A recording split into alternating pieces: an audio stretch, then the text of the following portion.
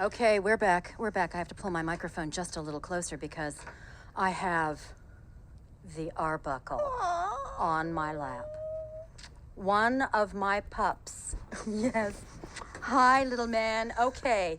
And this is in anticipation of something very exciting that's going to happen for Arbuckle and myself a little later on in this segment with our next guest, Chrystal Lynn Pinn. Yes. But you want Chrystal Lynn? What do you want? Chrystal Lynn is fine. Chrystal Lynn. Yeah, Chrystal Lynn. fine. Okay. You have over 25 years of experience training horses and dogs, which is why I know that Kelsey is just, you and she are going to get together after the show and talk horses. You have owned and operated the first mobile pet grooming business in Temecula, California, and you ran a 70-horse rehabilitation program for horses and children from 2001 to 2010. But you're an extremely unique individual for one specific reason. I don't think I've ever heard of anyone else doing this. You are a pet astrologer, not a psychic, not a whisperer, an astrologer. In fact, you call yourself the cowgirl astrologer. Why? Well, I spent many years working with animals, and I learned that I had a very intuitive ability to read what was happening behind the scenes of not just the animals, but the students that I was working with. I could feel their energies and I could take them on. And so when I would communicate with them about lessons and what they needed to change, it got to be very deep subjects, such as, you have anger issues or fear issues, and it's reflecting on the animal. And so I had the ability to see it, but I didn't know how or why. What was I able to see? And how could I give that to other people? Because unless you have it, other people don't always see it. So you do have a psychic connection. You do have a bit of a psychic in you. I mean, certainly. Well, absolutely. I mean, I believe that everybody has a certain level of intuition. It's how you develop it and use it. When we hear the word psychic, unfortunately, we think of it as something bad. But when we understand that we all have intuitions, we all know things aren't right and then something wrong happens. We all can feel it, but because we just heard, everybody's on the phones, everybody's driving, everybody's going somewhere, they tune out. But being that I worked with over 70 horses on my ranch every single day, talk about 3 feedings a day and cleaning stalls, and you didn't take a break. No. I was able to develop that ability in a very natural way, knowing what the horses were feeling.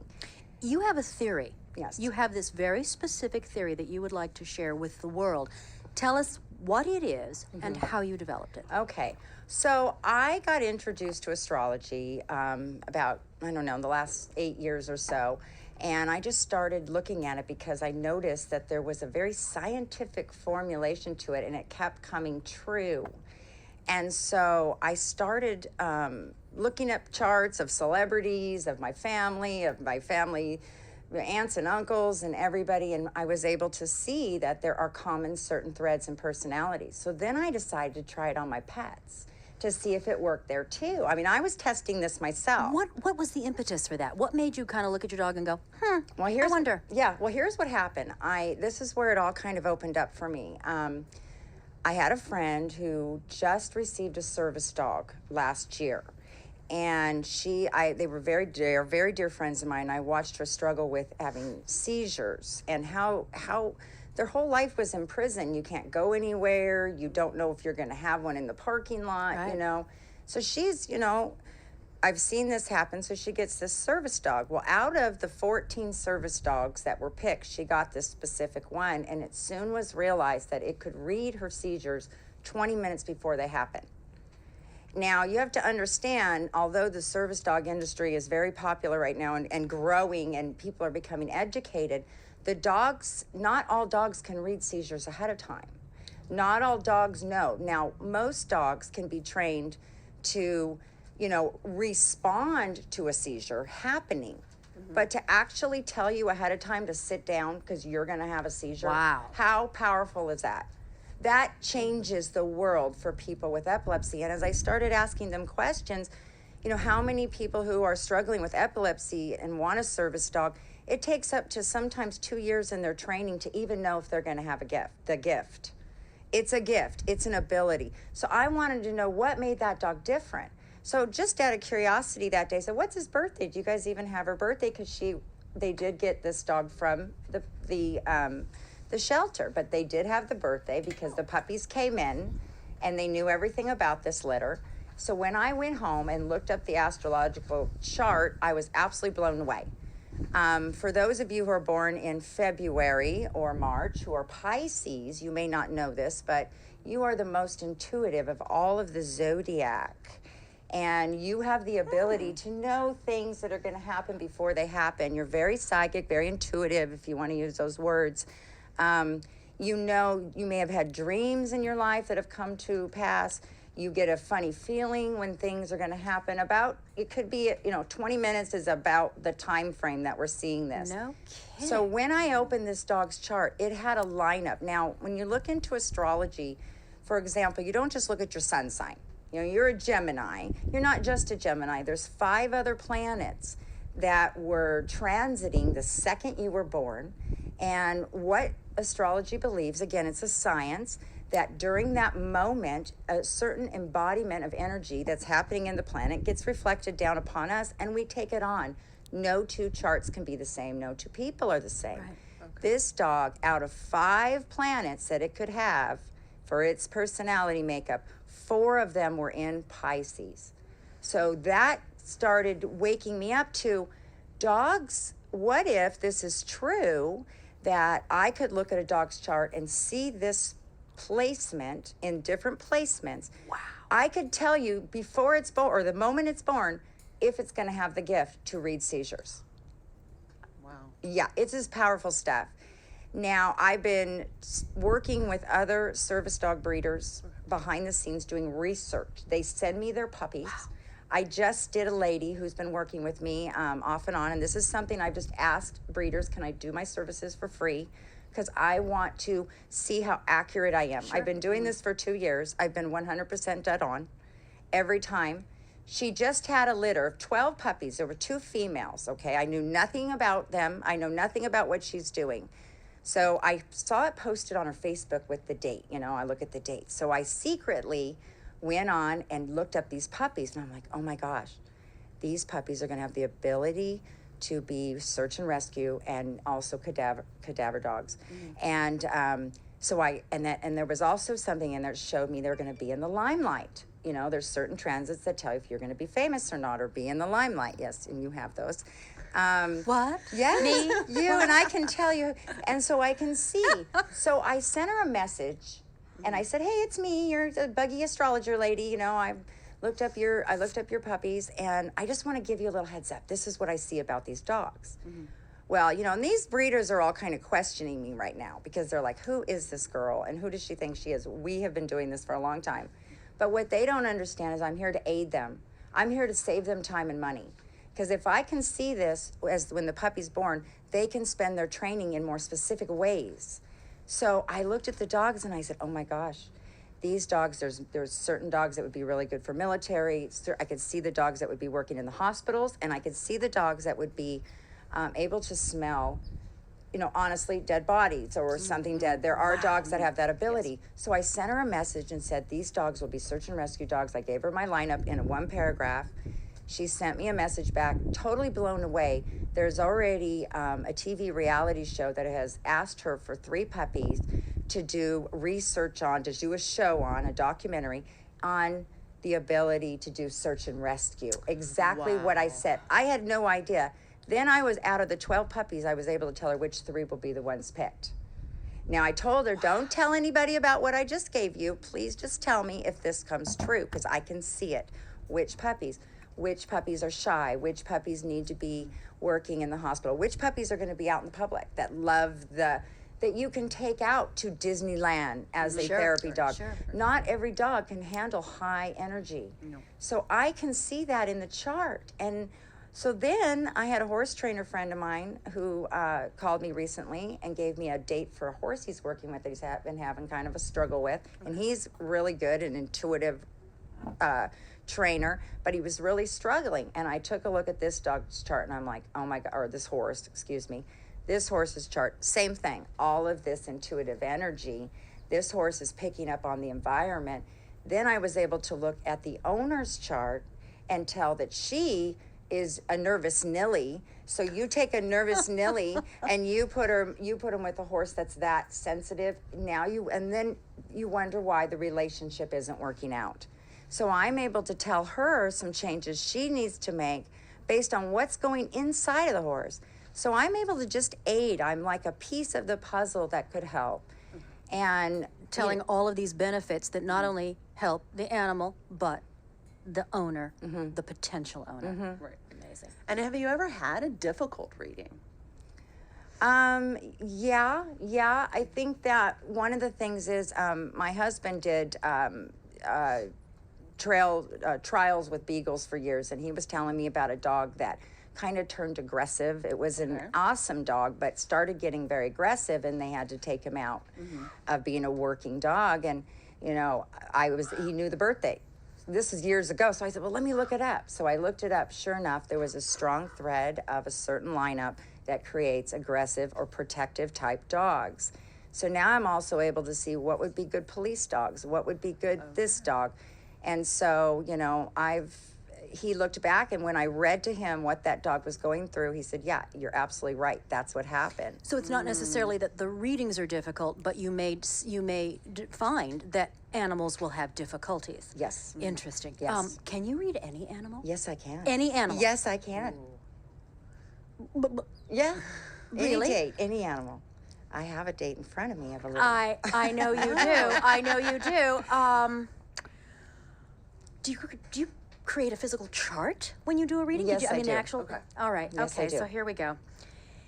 I was going to ask you. So, what information does one need to give you in order for you to be able to do a reading? But I know, and you do spot readings. Yes. Or on the spot readings. On the spot okay. reading. All right. Here we go.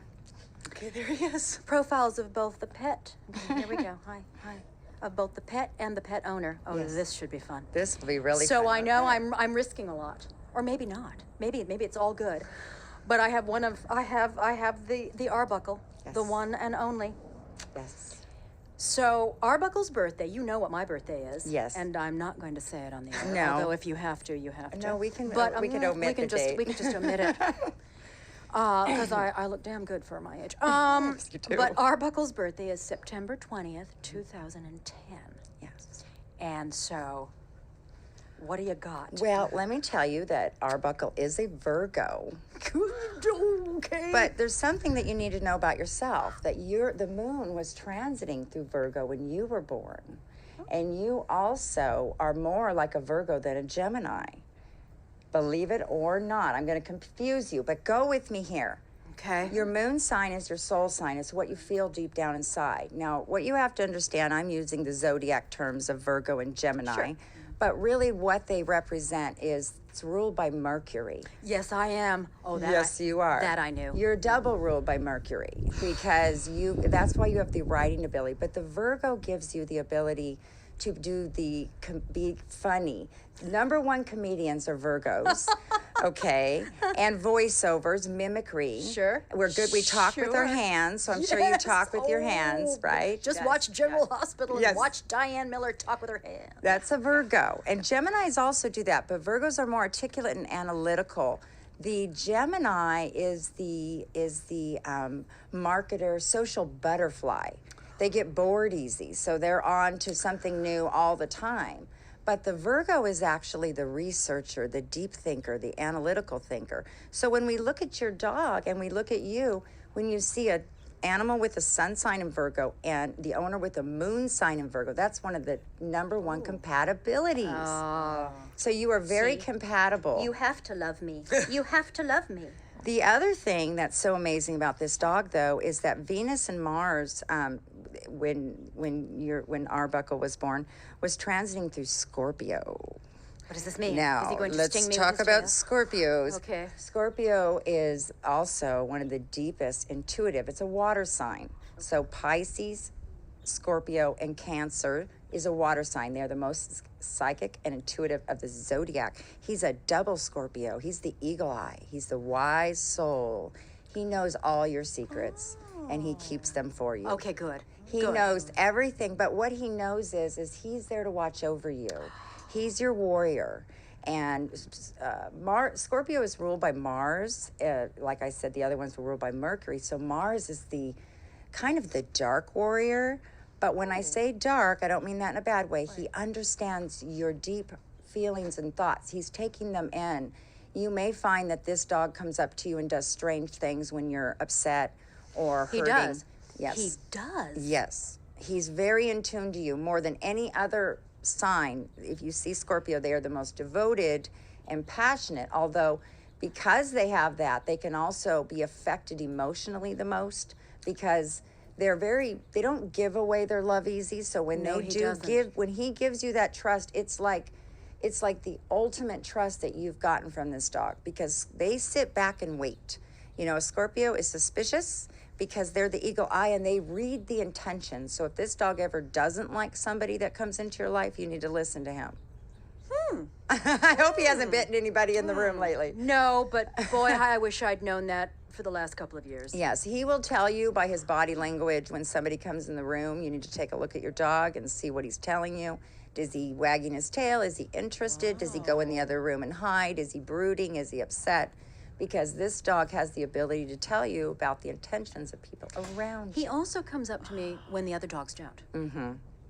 Fascinating. He may have messages for you that he's trying to tell you. You know, you got to understand when I look, the reason why I'm so unique in what I'm doing is because I do have 25 years of animal behavior understanding. I understand how a horse thinks. I understand how a dog thinks. They're completely different how they view the world. Horse is a prey animal. A dog is a predator. What are we? We are predatory by nature. So I thought it was really beautiful what she said about, you know, how a horse would allow a predator to literally slap a saddle on him, tighten it as tight as they can tie it, get on him and, you know, jerk them around. You see some of that going on and why they do that. But, you know, it takes a lot of trust. And for some animals, though, their spirit has been killed and they've given up. So all the years when I was rehabilitating horses, they had already come to me after a lot of years of a hard life.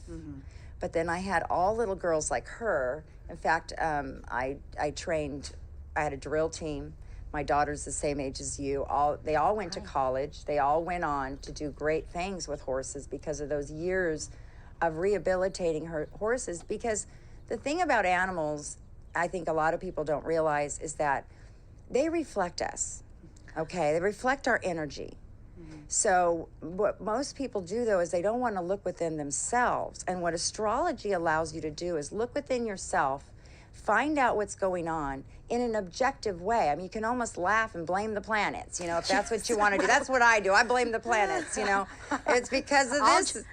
I'll just have something else to blame if I start blaming the planet. Well, you know, it's great. But I mean, everybody has these things that they're working on. Okay. So if you're not able to look within yourself, you're not going to like animals. And that's why we have this huge division between people, because there's a lot of people are so focused on what they're going to get and what they want to get monetarily. And what they're entitled And what to. they're entitled simply to. by being born. Yes, exactly. And the people like us who are sitting here, we have something inside of us that draws us to the teachings that the animals are teaching us. They're teaching us messages, but very few people will listen, you know. So when I look at you two and I say, this is a very special dog in your life, but he also understands you and he also understands how you think. So he can go along with you and you know, Mercury is very fast thinking. Mercurial. Yes. I finally have a man in my life who understands me. Yes. A male presence who understands me. Yes. There you go. Yeah. Of course, it's got 4 legs and fur. So, Chrystal, let's go back to your rehabilitation project with Okay. the horses and the children. And it is primarily, you know, it was primarily with children with epilepsy or autism. What were the benefits?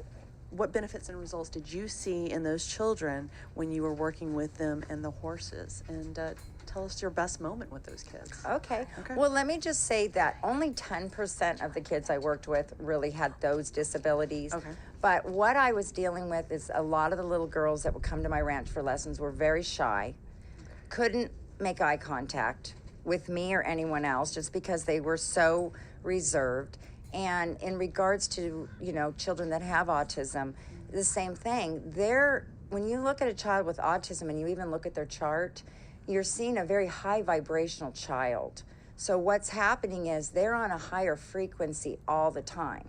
So now take that child and put it in the world that we live in. You know, get in the car, we got to go to school, we got to get here, we got to go there. Their environment's changing. So their mind is going too fast and their energies aren't able to settle with the world at that pace. Now you take them and you put them next to a horse. And all of a sudden, all of their energy begins to get balanced again. Now, does it change everything? No, but what it does is it becomes healing. It teaches the child that there's something that makes me feel good, that when I'm around it, when I get near it, I feel balanced, even for just a moment. So these moms, you know, the mothers a lot of times would come to me and they'd say, you're never going to be able to get him on the horse. You trust me, he's too afraid. And I would say, can you go over to the car and come back in like an hour? Okay, please stay way over there. In fact, just leave your child with me for 20 years. Oh, I love that one, please. You know, just come back in a couple hours. But sure enough, they would reluctantly just go over away. I said, please, I can't have that negative. You have a story and you're putting that on your child and you'll never be able to change if you keep telling us what he can't do. So then I would be working with those kids and I would put them on my most loyal, faithful horses so they didn't have to try to work too hard figuring things out. Okay. And I'd just let them ride around the arena in circles and do whatever they wanted. I didn't tell them what to do. I knew the horse would take care of them and the horse would just get them to go. But see, circles are also healing. Something about circles balances us. So all of these things that I'm talking about, animal therapy, even water therapy, it's, if I could say anything today, if I could leave with anything, is that people don't understand by killing the animals and abusing the animals that we're dealing with on a global level, you're breaking down the vibrational harmony that we need as humans to survive. Yeah.